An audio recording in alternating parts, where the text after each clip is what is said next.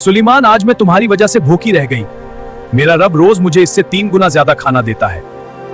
दोस्तों, जिस नबी के हुक्म से हवा चलती थी, जन्नात झुकते थे और परिंदे साया करते थे, आज उसी नबी को एक मछली ने यह सिखा दिया कि रिज़्क का मालिक कौन है।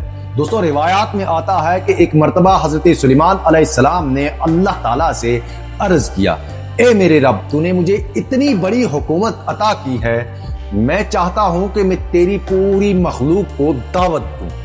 अल्लाह ताला ने फरमाया, सुलेमान, ये तेरा काम नहीं। हजरत सुलेमान अलैहिस्सलाम ने अर्ज किया, ए अल्लाह, 1 साल की इजाजत दे दीजिए। फरमाया, ये भी तेरा काम नहीं। फिर अर्ज किया 1 महीना। फरमाया, ये भी नहीं।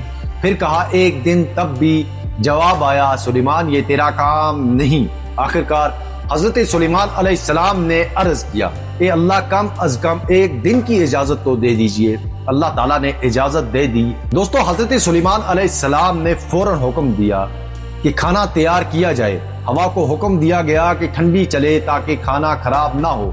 इतना लंबा दस्तरखान बिछाया गया कि अगर कोई एक सिरे से चले तो दूसरा सिरा महीनों बाद आए। जब सब कुछ तैयार हो गया तो हजरत सुलेमान अलैहिस्सलाम ने अर्ज किया, ए अल्लाह, सब इंतजाम हो गया है। अल्लाह ताला ने फरमाया, सुलेमान, पहले जमीन वालों को खिलाओगे या पानी वालों को?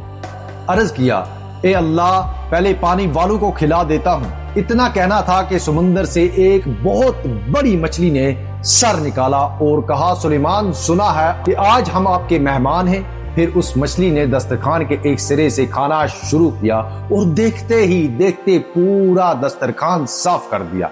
इसके बाद मछली ने कहा, सुलेमान, कुछ और पेश किया जाए। हजरत सुलेमान अलैहिस्सलाम हैरान रह गए और बोले, तुम तो सारा खाना खा चुकी हो, अब मैं क्या पेश करूं? मछली ने कहा, सुलेमान, आज मैं तुम्हारी वजह से भूखी रह गई।